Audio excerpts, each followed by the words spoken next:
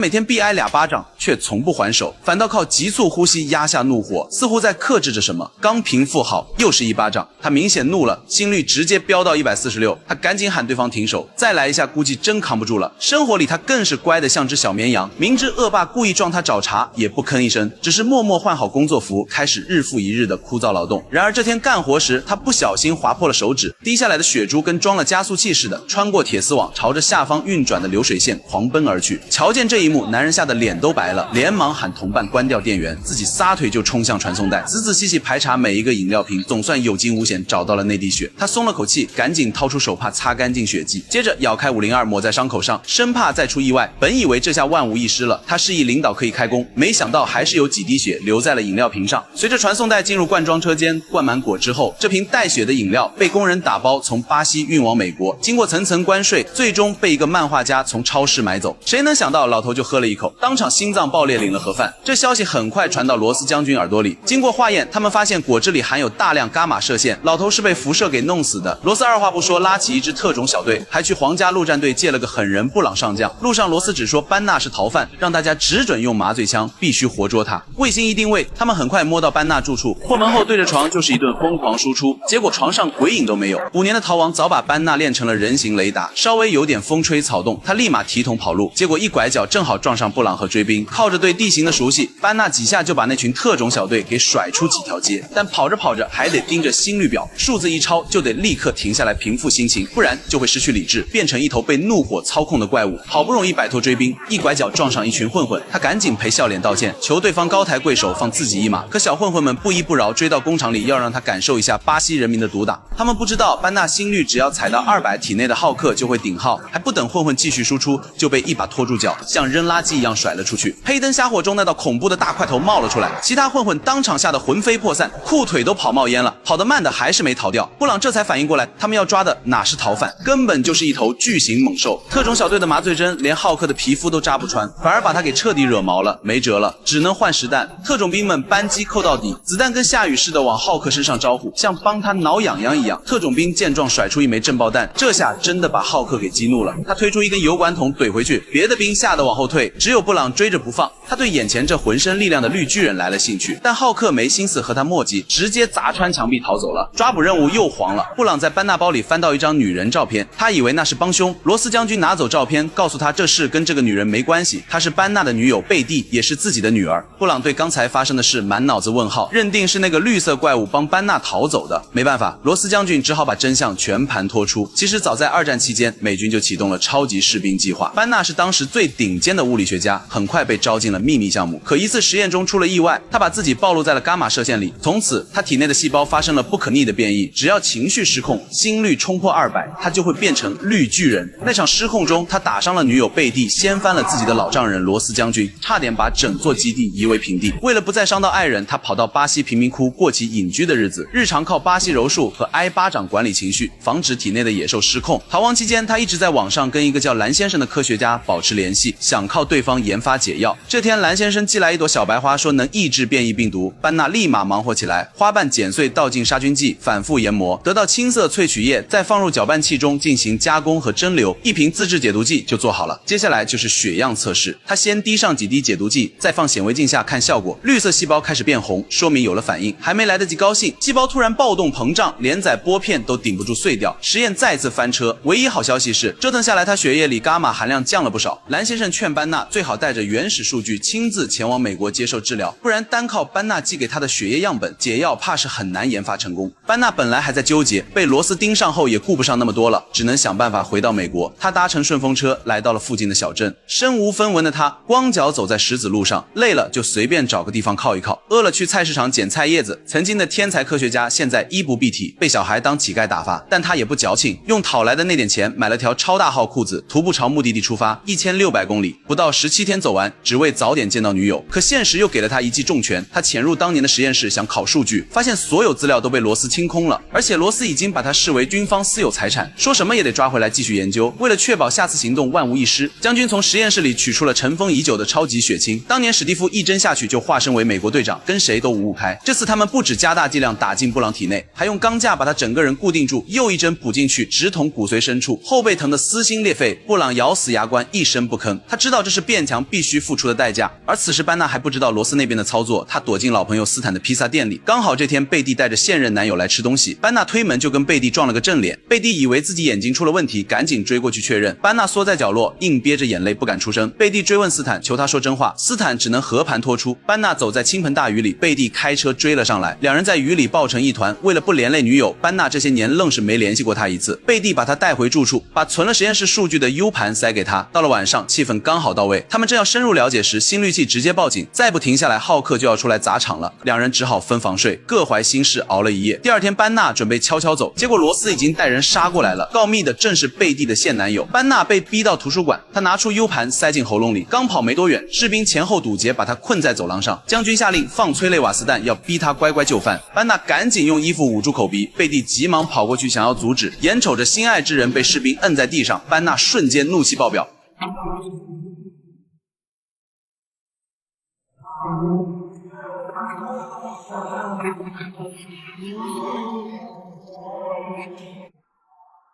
结果一声爆吼，浩克直接夺回控制权。迷雾里那道巨影拔地而起，变成绿巨人后，他皮糙肉厚，子弹轮番招呼，跟闹着玩一样，反而彻底激怒了这头庞然大物。他一脚踹报废一辆装甲车，又抡起车身疯狂发泄。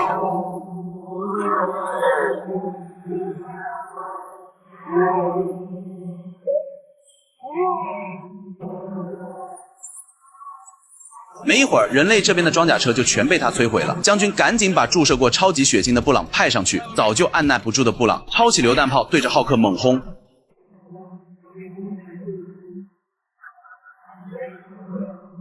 打完弹药直接跃上高地，继续火力压制。虽然没造成实质伤害，但那灵活的身手还是让将军看到了一丝希望。将军立刻指挥布朗把浩克引到指定区域，配合2台巨型声波装置，居然暂时压制住了浩克。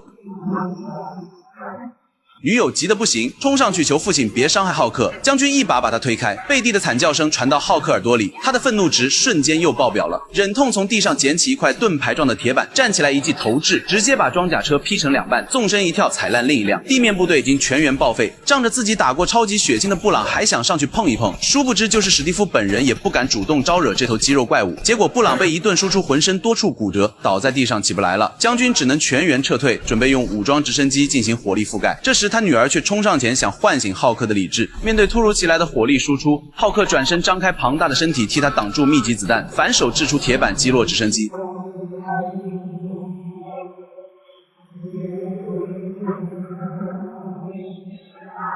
浩克在火海中救下了贝蒂，他一脸嫌弃地看了眼固执的老丈人，带着女友消失在了浓烟之中。